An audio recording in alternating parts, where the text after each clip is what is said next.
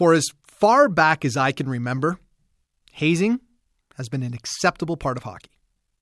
Rookies were supposed to do what the veterans said when they said to do it. Now, the hockey world accepted this as, quote, part of the game because they said things like, well, I had to do it. And, hazing brings the team together. I can understand why they said these things. I'm going to be honest. I've said these things because most of the time, all people on the outside heard or saw were things like rookies carrying the bags to the bus, rookies having to sing some silly song in the dressing room, or maybe even the rookies having to have their head shaved. That's harmless fun, right? But over the years, some more disturbing stories have become public. Stories involving abuse, bullying, some downright terrible behavior, and it was all disguised as hazing. The story involving the students being hazed at St. Michael's College School in Toronto, that got national attention. Then, two-time Stanley Cup champion Dan Carcillo dropped an absolute bomb on Twitter. He talked about his time in the Ontario Hockey League playing for the Sarnia Sting. He talked about the abuse he and other rookies on the team had to go through. Things like being beaten with a sawed-off goalie stick, being locked naked in a bus bathroom with other rookies for 45 minutes as veterans spit on them through the vents, all the while having no support from coaches or management. We're going to speak to Dan Carcillo today on the Hockey Night in Canada podcast, not only about what he went through, but why he decided to go public with his experiences and what needs to be done to stop this kind of behavior. We're also going to speak with Jamie Strachan. He's from CBC and he helped chase and write this story for cbcsports.ca. And of course, Sofia Jurcevic will be along with Ice Level as well. I'm Rob Pizzo. This is the Hockey Night in Canada podcast. Hello, Canada and hockey fans, United States and Newfoundland.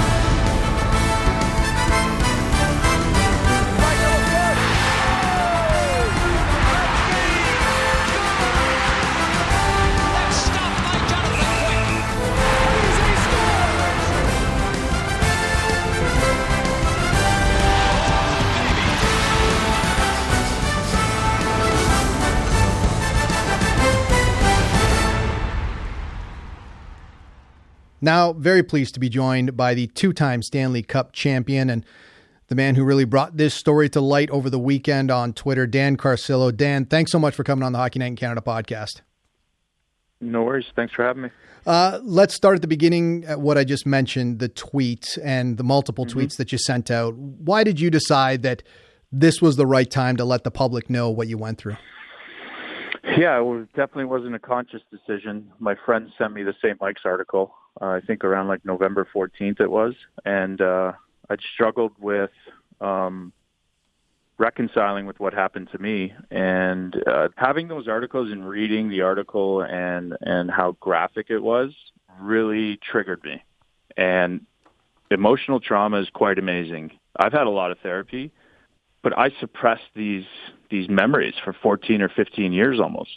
And reading that article just triggered me, and I'm sweating for 2 days or 3 days. And for me, writing is healing. For me, telling the truth about hockey culture is healing because I don't agree with it. So I have to speak vulnerably and honestly about the abuse that happened that year for my own mental health.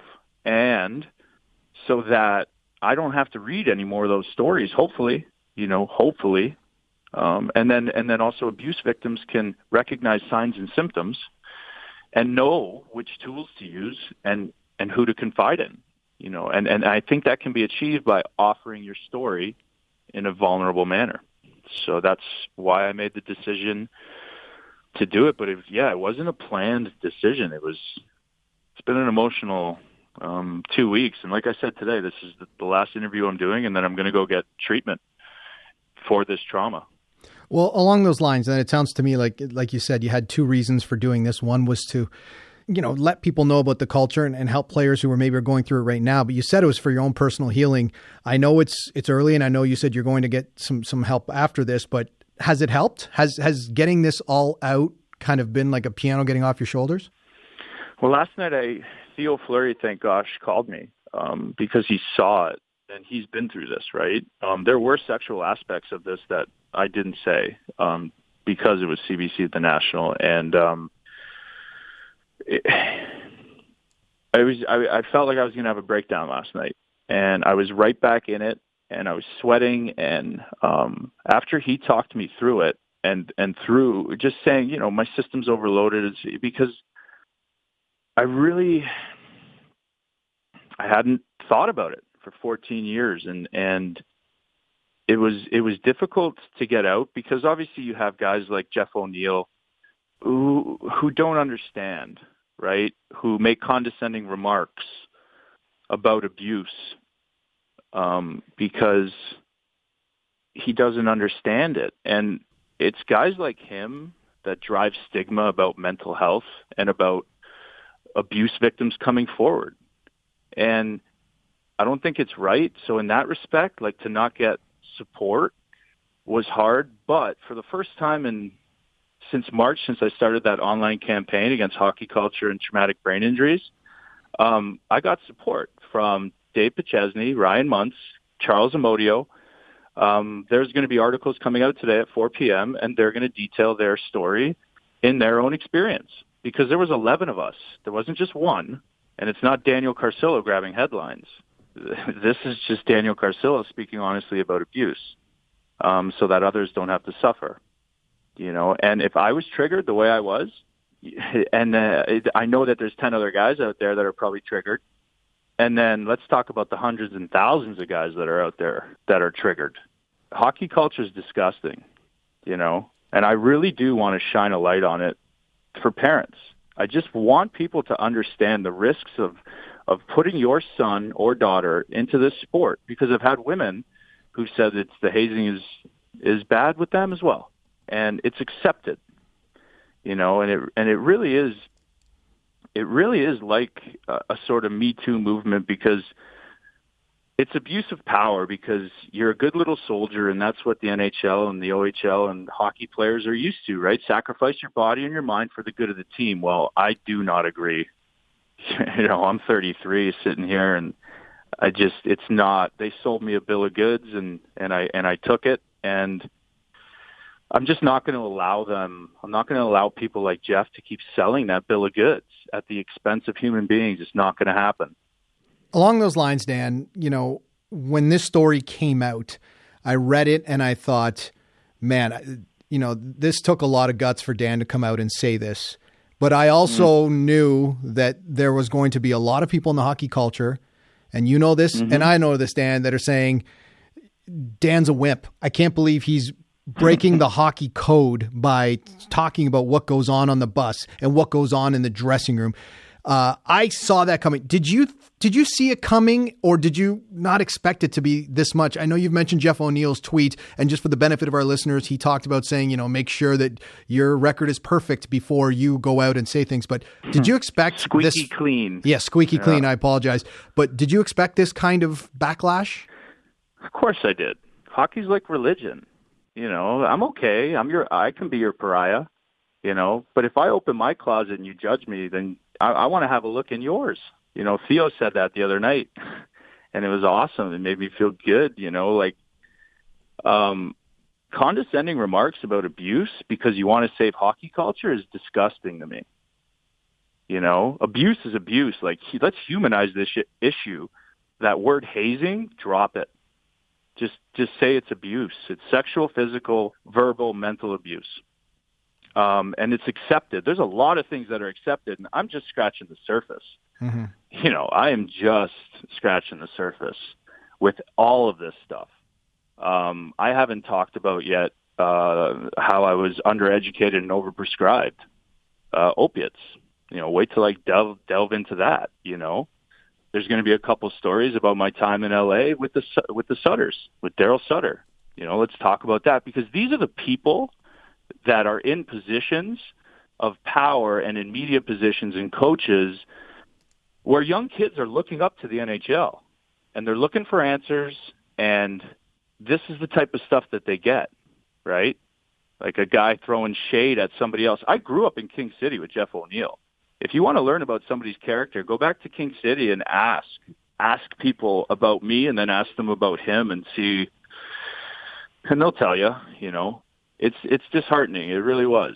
But I move forward, I really do. And I'm not perfect, I definitely took some of that anger and was verbally abusive to rookies, but I never once laid a hand on anybody, and I never once sexually demeaned anybody. And, I'm not proud of it, but it happens, and everybody deals with their anger in different ways. And I don't blame Terry Dorn. I don't blame Greg Walters. I have a great relationship with those two guys. I talked to them this morning. What pisses me off is Jeff Perry lying, all he had to do was,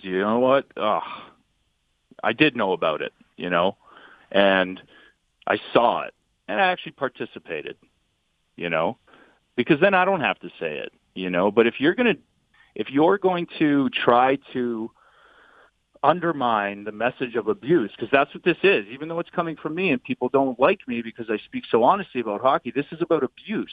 If you're just going to try and attack me personally, well, then I'm going to go and call Dave, and I'm going to call Charles, and I'm going to call Nick Thomas, and Colin Baker, and Ryan Muntz, and I'll get the other 10 guys to corroborate my story.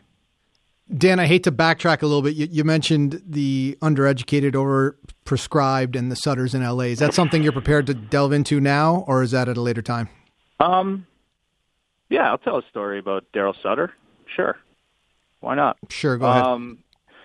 So we're LA, beginning of the year. Matt Green's out with a concussion. We have a meeting in the main locker room. We've lost, I think, maybe 2 games, and Daryl's not happy. And when Daryl's not happy, he's just an angry individual. And if you're not angry around him, then, then he's even angrier. And so he walks into the room, and we're all sitting in our stalls, and he's looking around, and he's thinking about what to say, and he's making all those weird faces that he makes and biting his lip. And then he looks at Matt Green. He catches eye contact with Matt Green, and Matt was out with a concussion. He says, well, what are you doing in here? He's like, well, you're hurt. You're injured. Get your negative fucking energy out of here. He made Matt Green get up, walk across the room, and leave the meeting because he was hurt, because he wasn't playing. Still part of the team, one of the best team guys you'll ever meet in your life. And that was like my second or third week there, and I was like, oh boy, what did I just get into here? There's other instances where he didn't let us eat after a game when we got onto the plane. He told the stewardess to put the food away because we lost a hockey game. These are grown men you're talking about, Yeah. That stuff happened in the OHL too. Like Jeff wouldn't let us eat. Sometimes when we played in Mississauga, I remember distinctly we played a game in Mississauga, and a bunch of us had tons of family member there because, we're from there, and he gave us 5 minutes to get on the bus, and we couldn't see our family because we lost a hockey game. Give me a break. Hockey's not everything, and it's not a brotherhood, and it's not a community like everybody advertises it. It's not. Talk to guys that are struggling, Talk to guys that had no help in transition. This isn't about not getting your kid into hockey, so don't get me wrong. I love the game of hockey, hate the NHL, hate hockey culture, hate everything about that. But the game, amazing. Yeah, well, and that's why we have you on. Management. It's the best anger management. Yeah, it's funny. It's funny, Dan. That's why we have you on, because you've been very honest in this whole thing. And I think the hardest part for people to, the first guy through the wall is the bloodiest. Let's be honest with you. And it's the first guy who exposes something that no one wants him to expose. Think back to even like Jose Canseco with steroids in baseball. He was vilified for talking about what happens in the dressing room. But you've mentioned this a few times, the culture of hockey. You called it disgusting. And a lot of people with this story, obviously CBC, we've been on the phone all day calling people. You'd be surprised how many people say, don't want to talk about it and hang up the phone. So my question to you is, what is the next step? How do we get past the point where people don't just use the saying, well, that's what happens in hockey? Well, don't call people that are employed by the NHL. The OHL guys are the ones who've reached out because they're OHL guys. They didn't make it all the way, and they will cooperate. They will agree, because a lot of them are messed up. Let me just tell you, let me give you 4 names right now. And all of us were on that, not on that. One of us wasn't on that first year team, but we were in that organization, and a lot of us have problems. Okay, me, Rich Clune, who wasn't on the team the first year, Michael Haley, and Ryan Muntz. Okay, Yep. that's 4 people out of 11 who to this day struggle. Yep. Why? It's funny because I told this story, and then all these guys are like, man, I heard about that, and I was actually going to get traded to you guys, but I denied it because I heard about it. Because I heard about the matriarch who was abusing all you guys. Yeah. I heard about that guy, and that guy was in Belleville too. And then it's like, and then Sean Mathias talks about it, and it's one guy, man.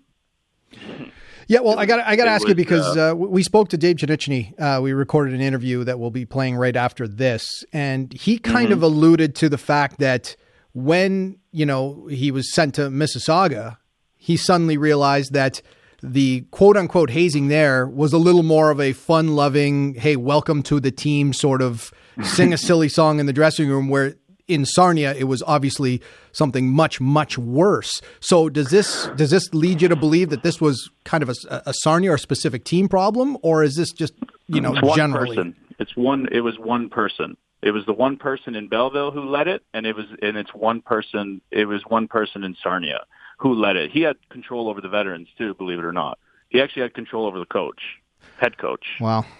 So it's one person, and this person, I believe in karma. I don't need to. I'm not here to try and blow his life up, and that's why I don't say his name. But everybody can put 2 and 2 together. But a bunch of guys have apologized, right? Like I've seen other guys, and they've apologized, and then they called me the other day and they're apologizing. I said, no, you've already done that. I've already forgiven you. You don't need to do it again. Okay? Apology, accountability, move on. That's it.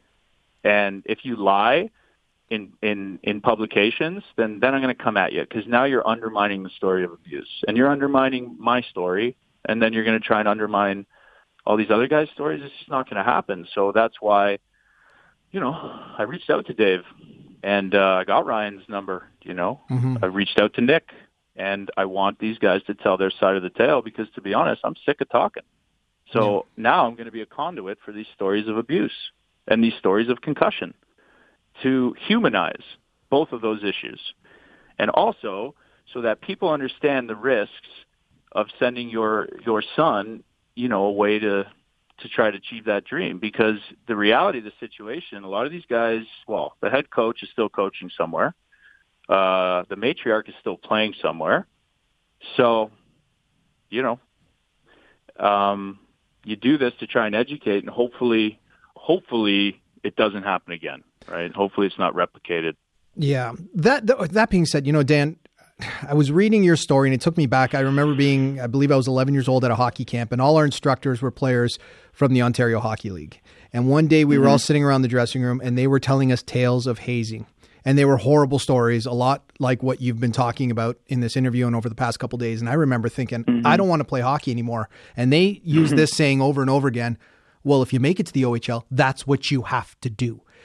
And I thought about that over the last 2 days, and I thought, is that where we have to attack it? Like at the 10 and 11-year-olds, letting them know that this is not okay. It's not right. No, it's not right. And I'm going to try and get all these 11 guys to tell their story if they're comfortable with it for that purpose, to educate these kids and let them know this is not okay. And listen, I talked to Jeff Krzakis yesterday, okay? They took steps. I want people to realize that. The OHL took steps. Unlike my plight with the NHL and them continuing to deny the concussion, that's totally separate, right? I'm fighting a couple fights on different fronts here. David Branch hurt us. So me and Ryan Muntz, we actually quit on all the veterans, and we had a first-round exit to Guelph. It was a conscious decision. And, guys were crying in the room, pleading the overagers in Game 6, but there was no remorse. You didn't feel remorse for these guys because you just wanted the season to end and you wanted to move on. We ended up going to under-18s, winning a gold medal. And there was one dinner that we had, and everybody went around and told a bad story about the year. And then it got to me and Ryan, and we told everybody, what we had to experience. And you could hear a pin drop. Brad McCrimmon, called David Branch and said, "Do you know what the hell's going on over there?" And then that's when David Branch called Terry Doran, and then, you know, you can follow along. You know, Terry didn't know, you know. You know, I don't know what extent Greg knew, but I had a good relationship with Greg, you know. Like, Jeff was really hard on me, and Jeff was really hard on a lot of guys. And yeah, you confide in who you can confide in at the time, right? And Greg was somebody that I used to confide in. He was really a player's coach, and he helped me through a lot of stuff, a lot of verbal abuse, and a lot of obviously the physical stuff of sexual nature. It's just not easy at 17 or 18 to deal with. You know, you think you're going to make the NHL, you get drafted 73rd overall, and it's the worst year of your life. Yeah, and I mean, is that part of the problem, man, too, that a lot of the people in authority, you know, situations with the coach, the GM, these are people who had to go through this hazing, so they're saying, well, if I had to go through it, these kids will get through it just fine. Yeah, it's just weak, though. It's a weak mentality, right? You could stop the cycle of abuse if you're strong enough. Yeah, and I just feel that sometimes that's when you've got certain people who've gone through it, that's their mentality, and it's tough for them to change it. And I agree with you. It's not right that they don't change it, but sometimes that could be the cause of the problem. Last one, Dan, before we let you go. Do you foresee a day without hazing in hockey? Yes, once the right people are out of their positions of power, then yeah, I do.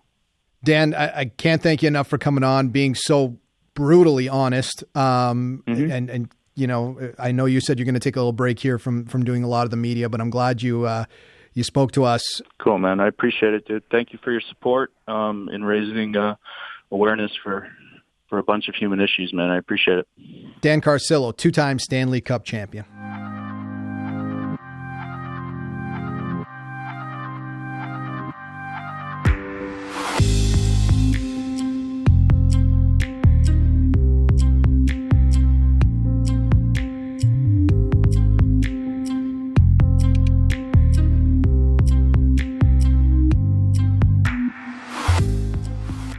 Pleased to be joined now in studio by Jamie Strachan, who helped chase this story down and write it for CBCSports.ca. Thanks for coming in, man. No problem, Rob.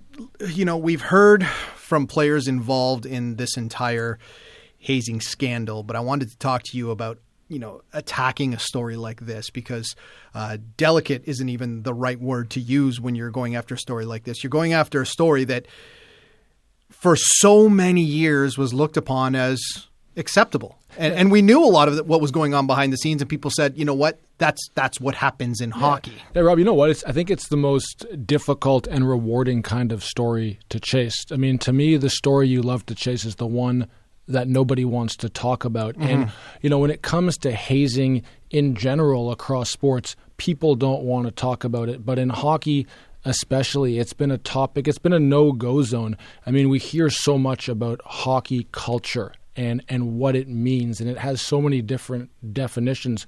But one part of what hockey culture means is what happens in the game, on the bus, in the dressing room, stays there. Yep. You simply don't talk about it no matter what. So I think the fact that, you know, Daniel Carcillo stepped up and started relaying some of these things that didn't happen yesterday or last week or last month.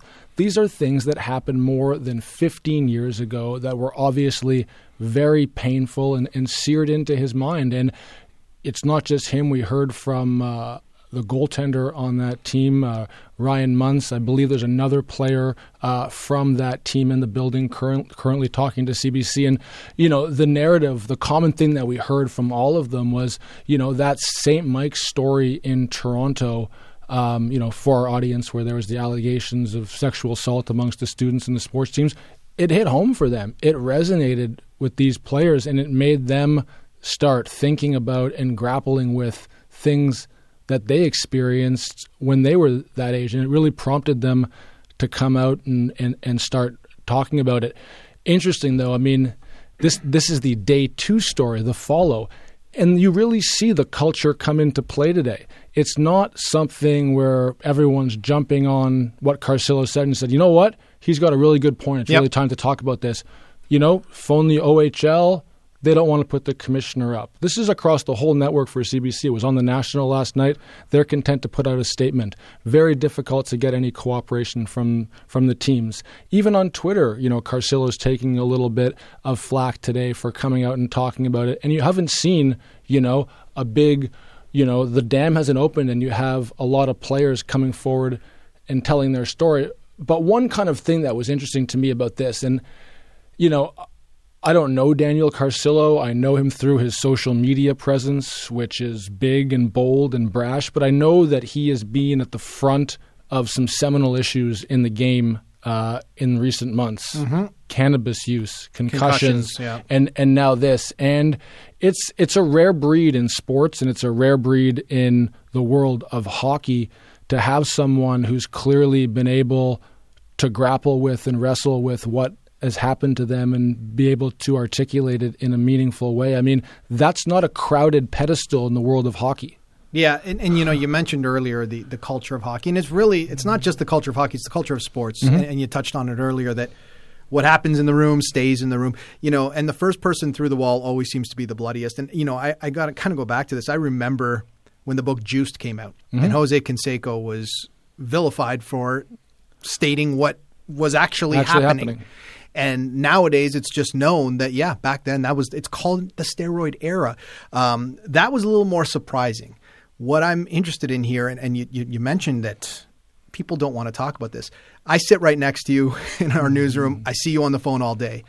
Did you get a lot of people just saying, no, I do not want to touch this? Yeah, people, this is not, this is, yes, straight up. We did have those, people just don't want to talk about it. And, one of the profs that we've talked to, around this story, kind of made the allusion to the Me Too movement. And I kind of, to be honest, rolled my eyes in the moment. And I don't know where this is going. I don't know where this conversation is going. I don't know if we're going to see a lot more Daniel Carcillos come out and tell their story. And to the greater, point is, what does it all mean? What does all of this mean? Are we going to see a change? Has the change already happened? We don't know. Because we don't. Or will it be status quo in 5 years? Or will it be status quo? Yeah. I mean, will we hear another one of these stories? Because, the window into the dressing room is an opaque one. We don't know what's going on. So the OHL has stuff that sounds great. I mean, the policies sound tremendous. There seems to be any number of different avenues that players can go through and report anonymously. But is it working? Is it having an effect? Is there a connection between the PDF file on page 3 of the OHL website and the Erie Otters bus? Is there a connection between those two? Is the message getting through? We don't know. We don't know because you talk to Carcillo, you talk to Muntz, you talk to the parents of athletes of Larry Nassar in the States who came forward with their abuse. And many of them say they would do it again. Yeah. They would do it again to pursue their dream, to get to where they wanted to go. It's sobering to think that that's true, and it makes you think about whether there's lots of young kids out there who are, burying a lot of things, couching a lot of things, not talking about a lot of things because they know if they told someone, their dream is done. Their dream's done, and they'd be home in a second. You can read Jamie's stuff on cbcsports.ca. Always very well researched and great stuff. Thanks a lot for doing this, Jamie. Of course. Thanks, Rob.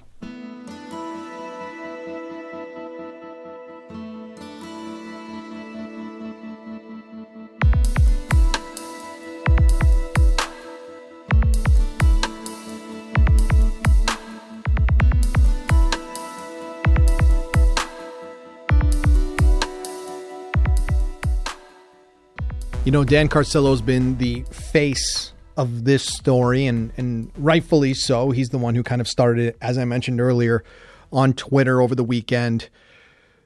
But he does mention other players on his team. He does mention that he wasn't the only rookie on that team that had to go through some of this abuse. One of those rookies is someone named Dave Pszenyczny. He was on that team, and he's the focus of this week's Ice Level with Sofia Jurkstovich.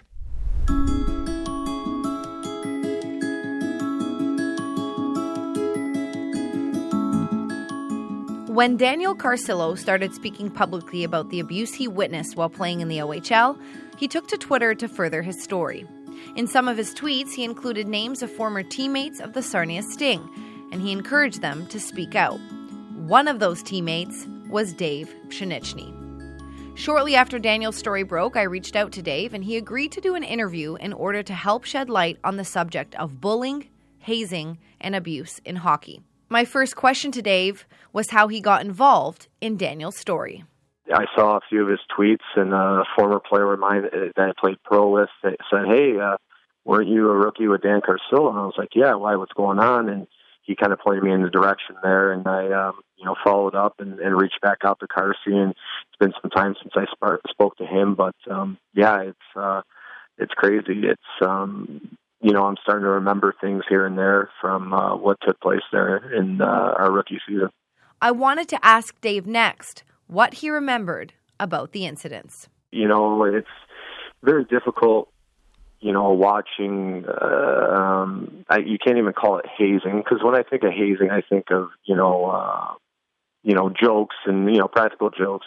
And this went a little step further. It was daily abuses as far as getting paddled with a broken goalie stick, or they had a thing called the rookie rocket, where they would put you in the gitch bin, where they put the underwear, kind of toss you into the bathroom at high speeds and sing row your boat naked with, the other rookies in front of you while, certain things were going on. And, I witnessed, players being urined on and tobacco spit thrown at them and spit at them. And it's difficult because I, took my frustrations out differently. I didn't lash out when that was going on. I kind of took matters in my own hands, during practice with, fighting some of these individuals daily at our skates. Fighting his teammates was Dave's way of dealing with the bullying, but now he just wants to bring awareness to the situation so that young kids playing hockey don't have to go through the same thing.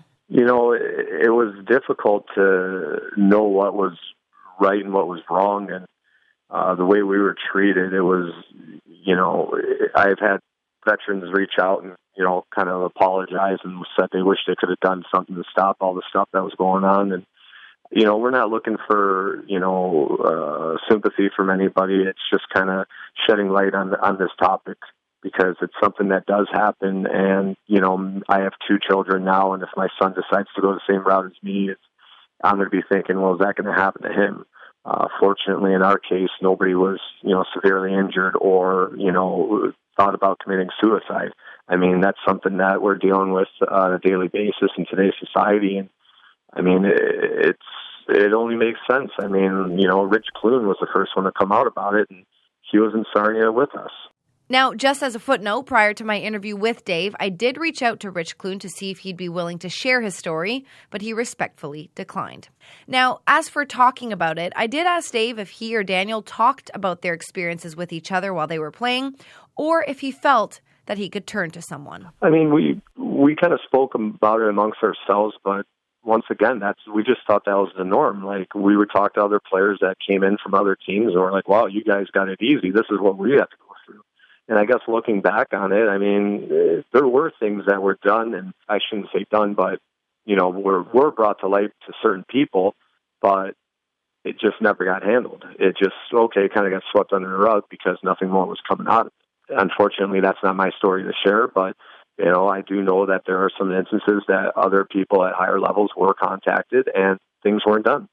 You'd write letters to this person, hopefully making sure that, something would get solved, and it never did. And it was just kind of accepted there in Sarnia. And looking back, Danny and I were just kind of wondering why nobody was there to kind of protect us. It's important to note, though, that after Daniel Carcillo did complain to the OHL while he was still playing in the league, that the league worked on cracking down on hazing at the time. However, there are still some people in the hockey circle who believe that it should be swept under the rug and that players should stay quiet. Take a few seconds to scroll through Twitter and you will see that some are condemning Dave and Daniel and others for speaking out. So I asked Dave how he felt about, quote-unquote, breaking the locker room code. Obviously there's the code where whatever happens in a room stays in a room, but this was going beyond the locker room. This was going on in the bus. It was going on, at parties. It was, just everywhere. It wasn't just a one-day thing. It was a daily thing. And, there's some other players that had it way worse than me when I was there. It's their decision if they want to speak up or not. But if I have, older players that I played with reaching out to me saying they wish they could have done something, I guess that kind of tells you how it is there and how everything went. It just kind of makes you wonder how some of the players would have been if that never happened. Dave and Daniel were eventually traded from Sarnia to the Mississauga Ice Dogs of the OHL. And there they realized things were much different. When Danny and I got traded to Mississauga to the Ice Dogs, we finally realized, oh, wait, this isn't the norm everywhere. When you're trying to make it to the NHL and you're in, one of the top major junior leagues, you just think that's the norm. And then once we got traded, it was like, wow, something's not right there. When we got to Mississauga, it just seemed like it was more of a, if there were any hazing or however you want to call it, it was more of like just for fun. And, it kind of broke a barrier with the rookies because most of them, at that age, they're intimidated. They're trying to make a name for themselves, but also not step on anybody's feet. And I think when we got traded over there, I think the whole morale of the team changed. And, we had a really good season and unfortunately got knocked down in the first round. But that whole group there, we just had a great thing going. And I think that all started with just how the leaders treated the young players in the room. Dave, thanks so much for sharing your story and for taking the time to open up to us about this. No, not a problem. The more we get the word out, hopefully we can prevent this stuff from going on elsewhere.